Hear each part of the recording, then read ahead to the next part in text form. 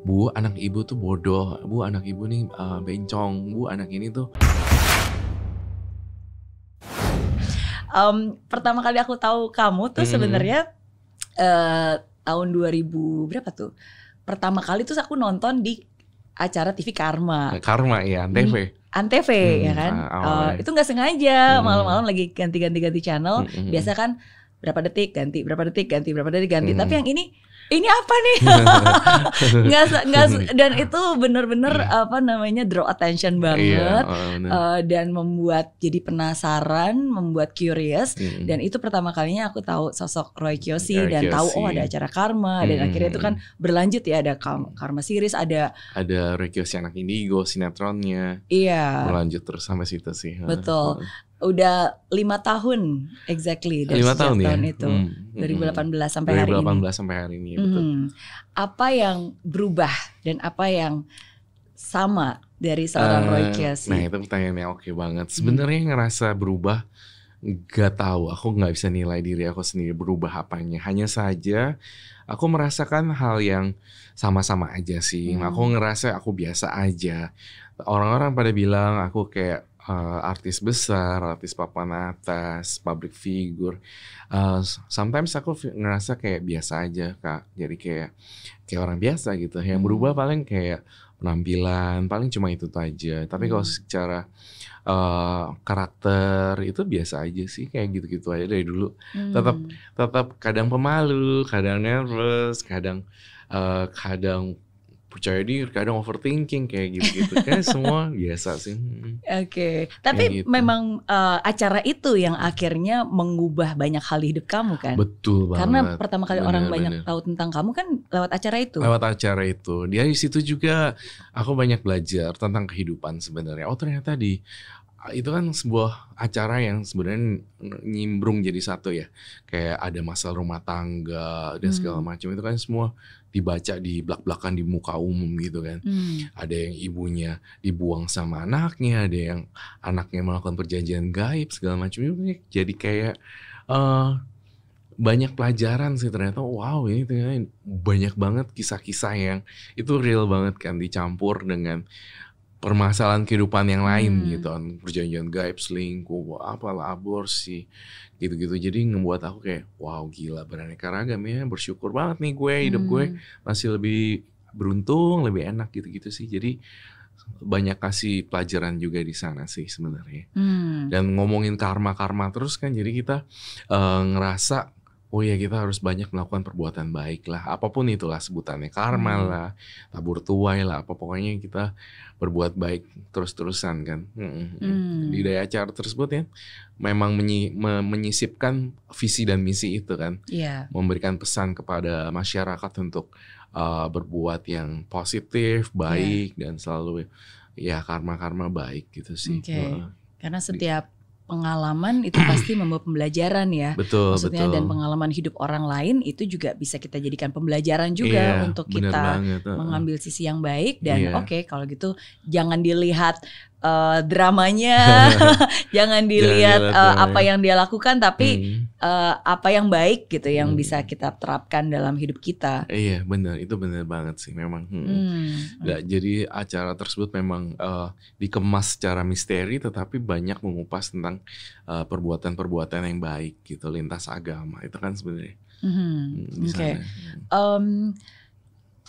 Kapan pertama kali kamu mulai tahu bahwa kamu punya kelebihan untuk apa sebutannya apa? Melihat ya? Indigo berarti indigo, ya. Pertama kali ketika menyadari aku adalah seorang anak indigo, ketika sebenarnya aku tidak begitu menyadari karena aku hidup di tahun 90-an kan sebenarnya. Jadi di saat-saat itu tuh kita nggak punya Google apa-apa dan segalanya, kita tidak menyadari itu. Hanya saja ketika udah usia 16, 17 itu aku berkonsultasi dengan psikiatri. Terus ada juga dulu kan ada profesor indigo banget, namanya tuh Bagus Erwin. Apa ya, lupa, beliau sudah almarhum. Beliau memberikan kayak pertanyaan-pertanyaan kayak psikotes dan segala macam itu, dan tes aura. Akhirnya aku menyadari bahwa hasil dari tes tersebut aku mengarah ke arah indigo. Seperti itu ya, itulah yang akhirnya aku sadar, oh ternyata aku indigo gitu. Waktu masih kecil cuma ngomong-ngomong doang, oh bisa lihat ini, bisa lihat itu, ada ular besar di tembok dan segala macam, makhluk-makhluk gaib gitu. Cuma kita nggak pernah tahu kalau itu indigo. Gitu. Yang kamu bisa lihat itu keadaan sekarang yang di sekitar, atau yang lalu, atau yang depan? Past, present, and future itu bisa dilihat. Semuanya? Semuanya.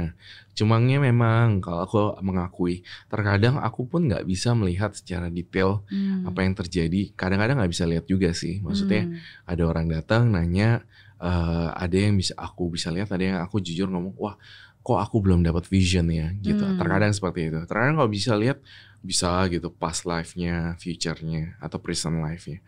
Cuma memang ya ada masa-masa yang aku bisa lihat, ada yang enggak sih. Gitu. Kan enggak semua juga bisa dilihat ya. Sebuah misteri kehidupan seperti itu. Betul. Dan kamu menyadari hal itu bukan menyadari ya, kamu merasakan hal tersebut kalau saya nggak salah ketika usia 5 tahun. 5 tahun ya. 5 tahun udah kayak ngerasa ngeliat, nangis sendiri tiap malam dan segala macam. Cuman ya balik lagi, kita tidak menemukan jawaban atas misteri Kroikyoshi pada kala kecil gitu. Memang seperti kayak berjuang aja gitu. Mama ngegedein aku tanpa tahu aku indigo. Seperti kayak ya seperti itu gitu, berjuang sendiri, berdoa gitu. Ini anak saya kenapa ya? Ya mama pokoknya luar biasa lah. Dari situlah ya pelan-pelan nambah umur baru kita tahu ternyata aku adalah seorang indigo. Pada kala itu ya susah sih sebenarnya. Iya. Kamu anak pertama? Aku anak bontot, anak manja. Berapa bersaudara? Aku 2 bersaudara. Kakakku, kokoku udah married, juga udah punya keluarga sendiri. Jadi ya sekarang aku sama mama kayak gitu sih. Aku memutuskan untuk tidak married, aku mau jagain mama sama papa gitu sih. Wow. Itu sih sebenarnya tekadnya udah kayak gitu. Karena mama sosok yang luar biasa, hari ini juga ada di sini biasa. Selalu mendampingi. Mama manajer aku juga, cuma bisa menjadi kakak, bisa menjadi ibu, teman, semua. Pokoknya luar biasa deh mamaku tuh.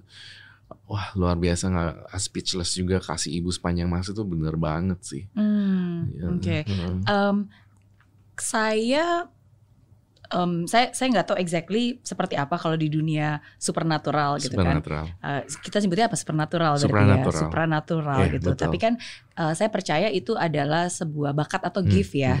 Dan apapun juga kalau bakat atau gift itu kan sebenarnya baru potensi awal, tapi kalau kita asah, baru itu akan menjadi baik dan akan menajamkan. Jadi misalnya kalau saya punya bakat nyanyi, tapi kalau saya nggak mengasah ya segitu-segitu aja. Tapi ketika saya mengasah, baru saya akan lebih bisa menajamkan hal itu. Nah, sebenarnya kayak indigo itu kan juga bakat ya. Misalnya it's a gift gitu. It's a gift, apakah kamu ketika kamu mengetahui kamu punya gift itu, kamu memperdalam, mengasah dan menajamkan hal itu gitu supaya bisa lebih apa sebutannya? lebih tajam gitu lebih kali tajam. Ya, lebih tajam. Bener. Jadi ketika kita menyadari ada bakat indigo pun, aku pun belajar banyak tentang tarot dari internet, dari buku dan segala macam. Belajar juga tentang waktu itu aku sempat belajar tentang raut wajah dan artinya segala macam, feng shui muka dan segala macam. Itu berarti ketika aku udah punya bakat, tapi aku juga belajar lagi tentang tarot, tentang bola kristal, kemudian juga meditasi pada kala itu. Jadi menajamkan intuisi. Apa yang membuat kamu tertarik untuk kan kadang-kadang dulu saya juga pernah temen SMA gitu ya, punya temen yang dia juga bilang bisa melihat gitu. Cuma kan kadang-kadang ada orang yang udah sih nggak usah dipikirin, saya nggak mau give ini gitu. Tapi ada orang yang ini menarik nih, yuk kita tajamkan lagi gitu. Apa yang membuat kamu nggak mengignore tapi justru malah ingin mengembangkan hal itu? Sebenarnya rasa ingin mengembangkan itu berawal dari rasa penasaran dan rasa benar-benar kayak penasaran dan memang ini dunia yang sangat-sangat menarik ya. Jadinya itulah yang menyebabkan aku untuk terus menggali, mengembangkan. Jadi penasaran, terus juga ada pelajaran-pelajaran kehidupan juga di dalam situ gitu. Jadi ya campur aduk dan wow, ini dunia yang sangat belum aku tahu nih waktu pada kala itu benar-benar menajamkan sih seperti itu. Oke. Rasa curiosity ya. Rasa curiousnya gede, terus penasaran, terus menarik gitu, kayak unik. Ntar bisa lihat ini, lihat itu, lihat ini. Lucu aja sih sebenarnya. Unik.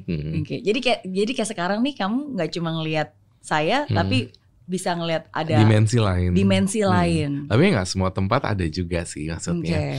Ada sebuah tempat yang dimensi lainnya nggak ada. Ada tempat yang bersih, ada tempat yang horor gitu. Nggak selalu mesti ada gitu sih. Oke. Apa masa kecil yang paling diingat? Seriously? Oke. Masa kecil yang masih paling diingat. Aku masih nggak bisa lupa ketika aku dibully sih sebenarnya. Itu masa traumatik yang sampai sekarang pun usia aku udah 36 pun aku masih ingat tentang masa-masa itu sebenarnya. Kayak masa-masa tidak menyenangkan itu masih teringat. Jadi itu susah dihilangin. Pada masa kecil tuh memang benar-benar luar biasa deh, struggling banget. Dan kalau dulu ada homeschooling, udah aku homeschooling kali paling. Kalau dulu ya, kalau dulu ada udah aku ngapain masuk sekolah normal. Karena itu masa-masa yang sangat sulit sekali. Gurunya ngebully, teman-teman sekolah aku ngebully aku, itu jadi kayak momok. Masih kadang aja ya jujur ya Kak, aku kayak terkadang kalau tidur masih suka mimpi itu loh, mimpi buruk itu. Mimpi di sekolah terus diomelin, itu sering banget. Muncul di mimpi aku gitu. Apa satu kejadian yang membekas banget waktu itu? SD, SMP? SD kelas 5 gitu. Jadi aku ngerasain banyak hal yang menurut aku buruk di masa itu gitu. Bullying sih sebenarnya, lebih kayak bully gitu. Kata-kata secara fisik ditoyor-toyor lah, buku aku dibuang-buangin, tas aku dibuang, diumpetin. Banyak banget momen-momen yang menurut aku menyakitkan gitu. Seperti itu sih, kurang nyaman gitu sih.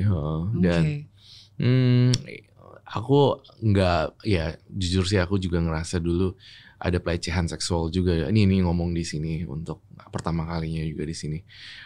Di sana tuh masa-masa yang menurut aku sangat-sangat trauma banget. Waktu SD? Jadi bener-bener kamu dibullying banget, terus kayak disiram air dan segala macam, bajunya juga maaf banget, aku takut banget cerita ini. Cuma masa-masa itu sangat sulit sekali, benar-benar terpojokkan, ternodai dan ngerasa buruk gitu, kayak ngerasa oh my god, gue benar-benar ngerasa di-treat kayak nggak human gitu sih. Cuma memang guru-guru pun semua tidak nggak tahu lah tentang ini secara dalam. Karena aku yang ngerasain. Cuma ya sedih aja, tas dibuang, disobek lah, dihina gitu, dan di kamar mandi gitu, dikurung. Wow, itu kayak masa-masa yang sangat-sangat serem ya menurut aku sebagai anak kelas 5 SD mengalami hal yang seperti itu. Jadi ya masih membekas gitu. Cuma ya itu sudah berlalu sih, dan aku tahu itu berlalu, dan ya udahlah. Toh juga sekarang gedenya juga oke ya. Maksudnya bisa membanggakan orang lain dan orang tua. Jadi ya it's already pas lah, udahlah. Iya. Itu membekas banget sih. Apa yang menjadi trigger? Karena kan pada saat itu kalau kamu bisa melihat itu kan orang nggak ketemu, maksudnya secara dari luar kan orang nggak tahu gitu bahwa kamu punya gift itu. Tapi kan pasti ada sesuatu yang membuat mereka merasa kamu berbeda, akhirnya dibully. Pada kala itu ya mereka tidak tahu aku indigo sih. Nggak tahu sama sekali. Jadi apa yang menyebabkan mereka kok jadi sasaran bully ke kamu? Ya menyebabkan untuk jadi sasaran bully ya karena aku aneh gitu. Di sekolah tuh diem, duduk di belakang gitu, tidak bisa terlalu bergaul sama anak-anak lain. Jadi itulah yang membuat kayak aneh lo, ini lo gitu. terus dia bencong lu gitu kayak kayak hal-hal yang itu yang ngebuat trigger buat mereka untuk ngebully gitu. Tapi aku bilang gak semua guru pada kala itu ngebully, enggak juga kok. Ada guru-guru yang sangat-sangat baik juga yang sampai sekarang aku masih kontak. Itu tuh masih ada gitu, dan aku sangat appreciate banget perjuangan mereka untuk zaman dulu untuk ngelindungin aku juga. Ya itu triggernya sih, karena aku berbeda dengan yang lain. Berbedanya ya suka ngomong sendiri lah. Kalau ulangan suka ngegambar-gambar setan. Di kertas ulangan aku nggak pernah dapat nilai bagus kalau di sekolah tentang matematika dan segala macam, lebih gambar gitu. Jadi ya, pengalaman yang luar biasa menurut aku. Iya. Kadang orang nggak mengerti, akhirnya mereka melakukan hal-hal yang pada akhirnya tanpa mereka sadari itu sebenarnya menyakiti hati kamu, dan itu sangat membekas gitu. Iya. Thank you udah sharing. I'm so sorry kalau itu membuka ingatan-ingatan lama gitu. Iya, tapi saya percaya bahwa walaupun mungkin pada saat itu banyak orang yang nggak ngerti dan akhirnya mungkin hal-hal yang mereka lakukan melukai hati kamu gitu. Tapi kan ada mama juga yang selalu melindungi kamu. Iya, aduh, luar biasa. Dan memberikan cintanya sehingga ya kamu nggak pernah kurang cinta. Nggak pernah. Kalau di rumah itu surga banget, tapi kalau di sekolah itu neraka banget. Cuma luar biasa. Mama luar biasa lah cintanya sama papa. Iya. Apa yang paling diingat dari mama? Gimana caranya mama bisa mengembalikan sukacita dan kegembiraan di hidup kamu, apalagi masa kecil ya? Iya, sering banget mama tuh dipanggil sekolah. Bu, anak ibu tuh bodoh. Bu, anak ibu nih bencong. Bu, anak ini tuh gak bisa sekolah. Pas nyampe rumah tuh yang selalu membekas adalah, Dede sekolah dulu. Kamu gak gila kok, Dek, gitu. Mereka yang gila, udah jangan peduliin gitu. Nah itu masa-masa yang selalu aku inget sama mama. Terus mama tuh selalu nguatin aku di dalam duka gitu. Luar biasa banget. Jadi mama tuh ngebela aku banget di rumah ya. Bener-bener kayak ngerasain kasih sayang seorang ibu yang ngelindungi anaknya dari guru kah yang kurang oke. Tapi gak semua guru yang aku bilang tadi kan. Dari anak-anak yang ngebully, mama tetap sabar. Dek, jalanin dulu ya Dek ya. Ntar gede Dede mau jadi apa bebas gitu. Mama super duper good gitu. Jadi apapun bebas katanya, yang penting sukses. Apapun segala macam bentuk buliannya mama gak peduli. Dede tuh tetap anak mama. Itu yang selalu aku inget sih. Dan itu membuat pribadi aku jadi kuat gitu. Sebuah karakter Roy Kiyoshi-nya jadi makin lama makin gede, makin lama makin kuat dan makin pugu. Ya karena itu balik lagi mama dan papa, cintanya di keluarga untuk aku luar biasa sih. Luar biasa. Bersyukur banget. Aku gak kebayang kalau mereka gak ada one day gitu ya. Aku pasti sedihnya minta ampun, mungkin bisa jadi gila dan apa, belum siap untuk itu sih. Mereka yang menguatkan. Karena bagaimanapun juga seorang anak terlahir karena cinta, dan seorang anak lahir dengan cinta, gitu. Dan gak peduli orang bilang apa, yang mereka mungkin gak mengerti, tapi yang paling penting ya kamu harus selalu ingat apa yang ada di hati kamu, apa yang Tuhan sudah ciptakan untuk kamu, dan orang-orang yang sayang sama kamu, gitu. Iya.